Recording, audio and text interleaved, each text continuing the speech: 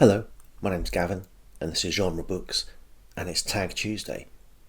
But today, I'm doing my own tag, in the hopes that some other people might want to do it too.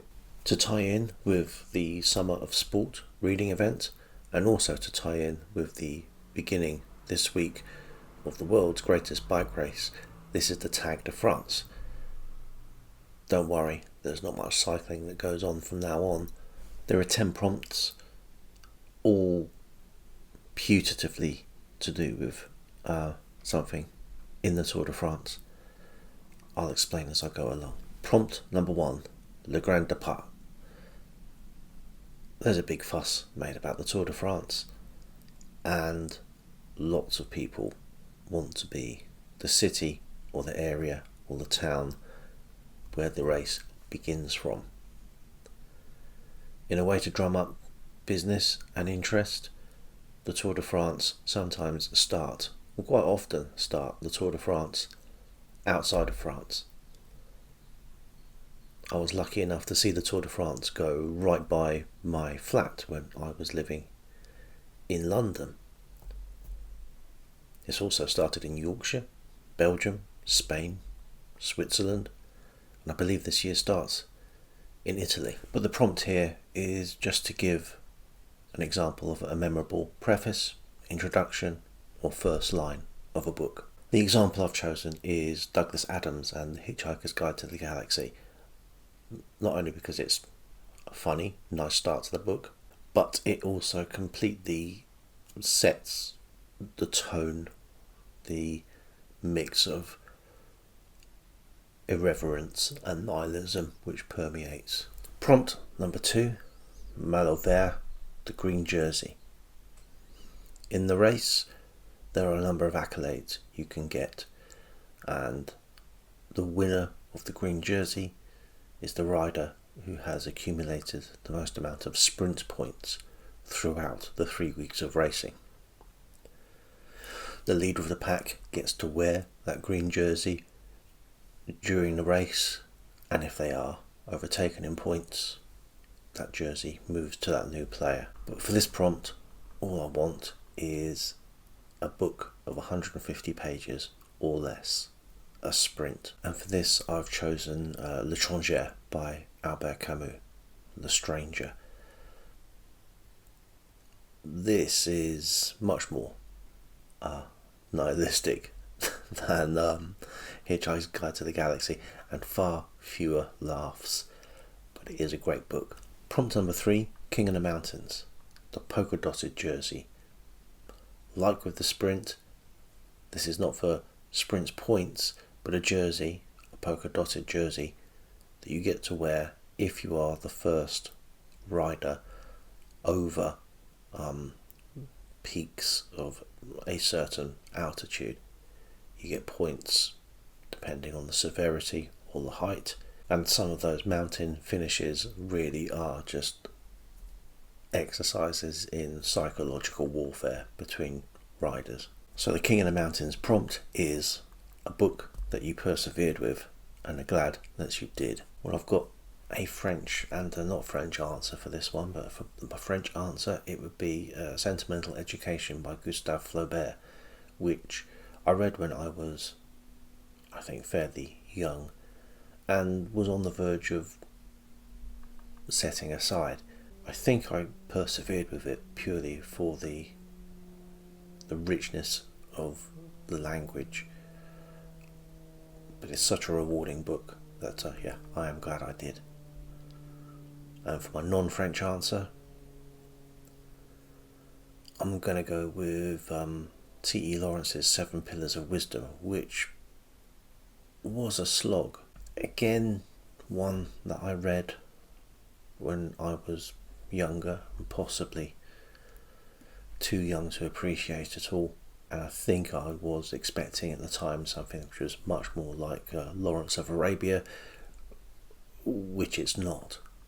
But for adventure and a man falling in love with a land, it's a great story. Prompt number 4, the Maillot Jaune, the yellow jersey. So this is the most famous jersey of the Tour de France. this is what the winner gets. So this is the person with the best overall time after 3 weeks of riding all over the country, up and down mountains, sprint finishes, team trials, individual sprints, and long, hard slogs over cobblestones, through cities, wherever you like. But the prompt's deceptively easy.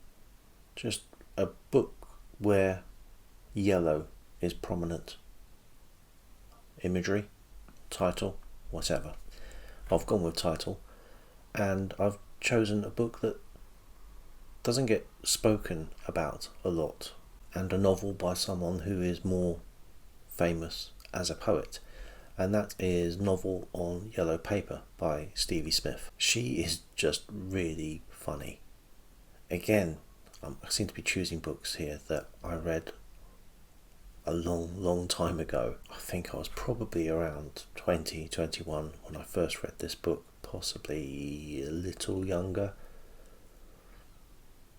And I think what I notice about the style now is only compared against books I've read since, and I think it does have that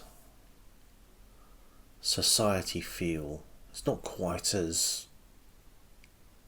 comic as Woodhouse. It's not quite as serious as Goldsworthy. I think I could easily have picked this for the best opening to a book as well.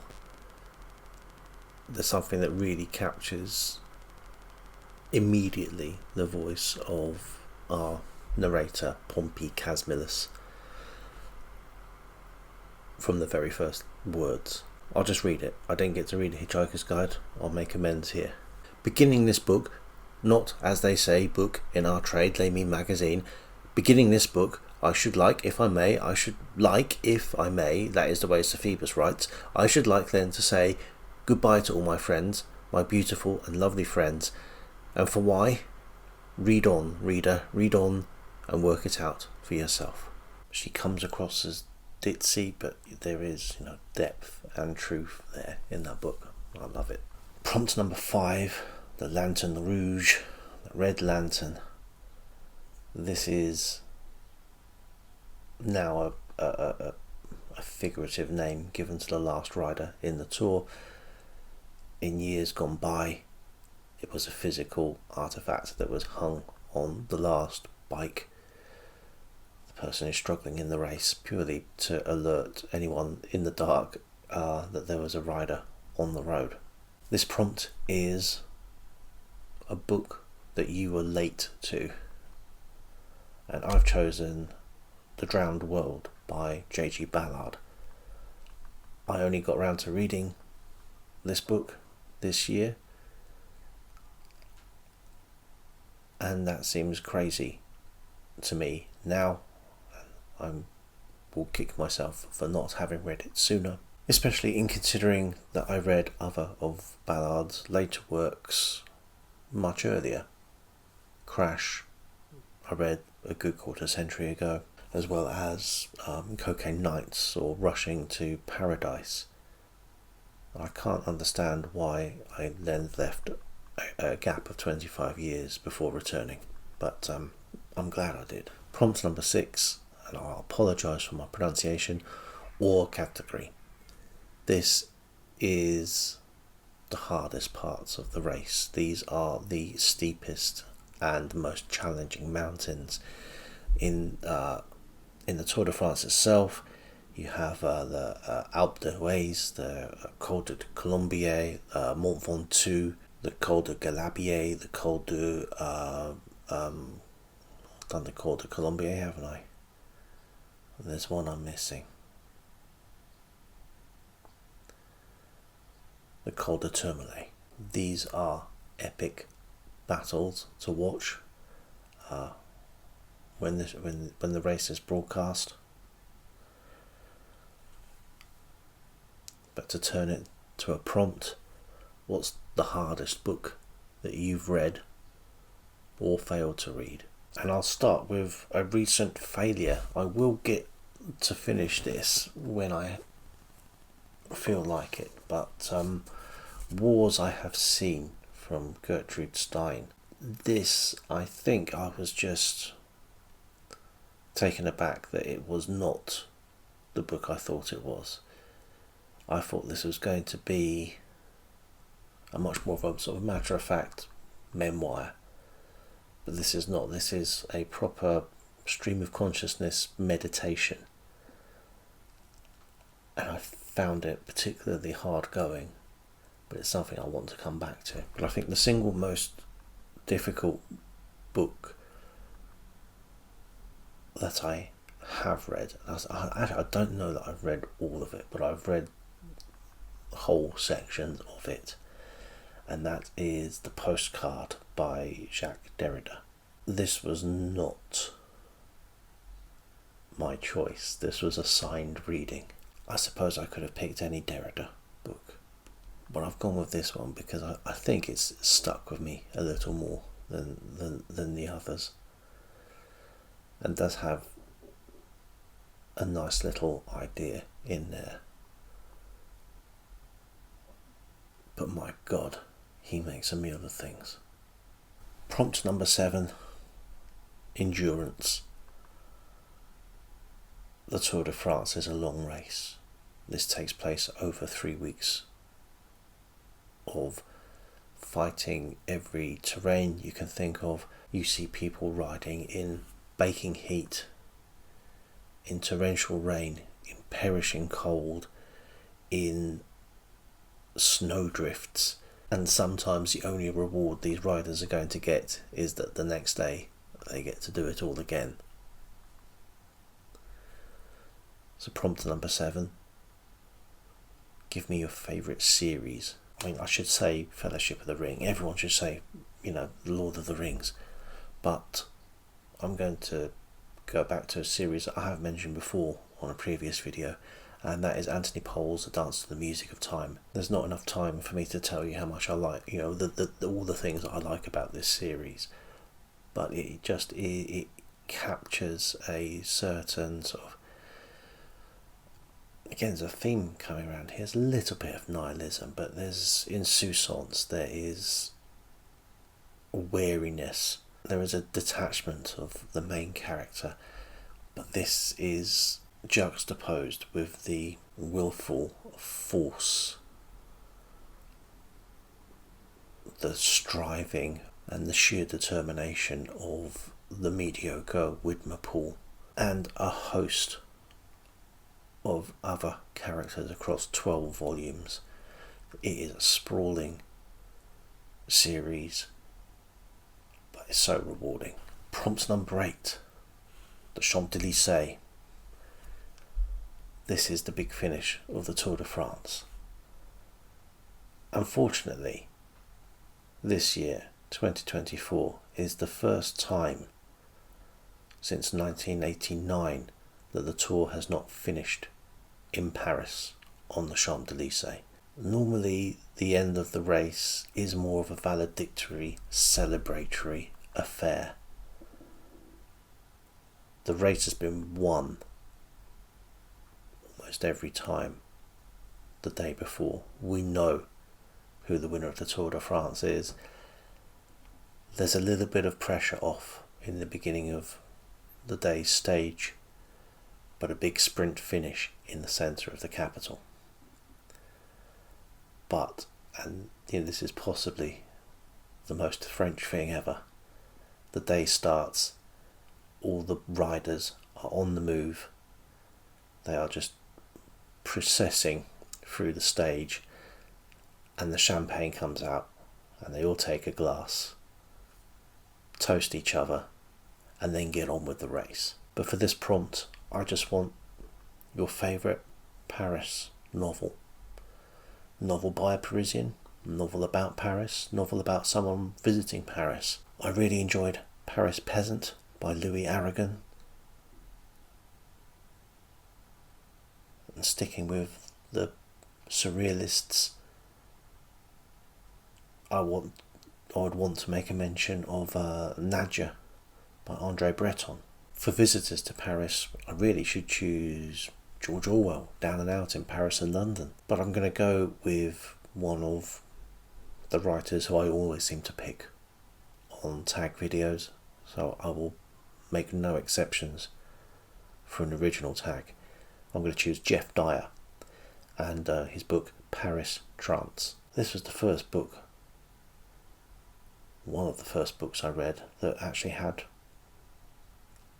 dance music culture, rave culture, not as the focus but as the backdrop. But it was nice to see something that I was familiar with represented in a novel that I was reading, and it just has a great sort of year out mentality with a writer who is obviously looking to emulate that lost generation visiting Paris feeling, but coming up with something all of his own. Prompt number 9, and I'm being a little bit naughty here. Lance Armstrong. Have you ever cheated with a book to get to the end quicker? And I don't think I consciously have. I've certainly never done it with a whodunit.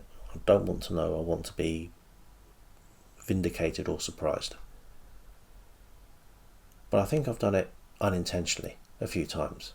I've sort of skipped ahead to see how much further have I got to read, and it's like, oh, okay, that was the last line. But here you go. Prompt number 9. Here's your chance to fess up. Prompt number 10. L'équipe.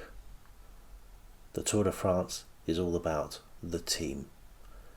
They train together, they live together on those damn coaches, and they are working for each other. You have the team leader, you have the domestique, who is the poor sap who is riding along and has to be the one to drop back to pick up all the water bottles and the food gel pouches to hand to the rest of the team. You have all the support staff, you have the technical people, you have the team controller in the car following behind, analysing all the data. And you have sacrifice. If you are a team with a sprint finisher, you will have 3-4 riders of your team as the lead out men. They will expend every ounce of energy that they have to get 100 yards down the road with their main sprinter, their finisher, in their wake, so that the drag means that they don't have to expend quite as much energy. And then they peel off and finish in mid-race obscurity. And you have 2, 3, 4 members of the team do this to put the designated sprinter in pole position to win the stage. Booktube might not be quite as sacrificial as that, but it's a great community, so nominate some other booktubers. So thank you for indulging me, and until next time, au revoir.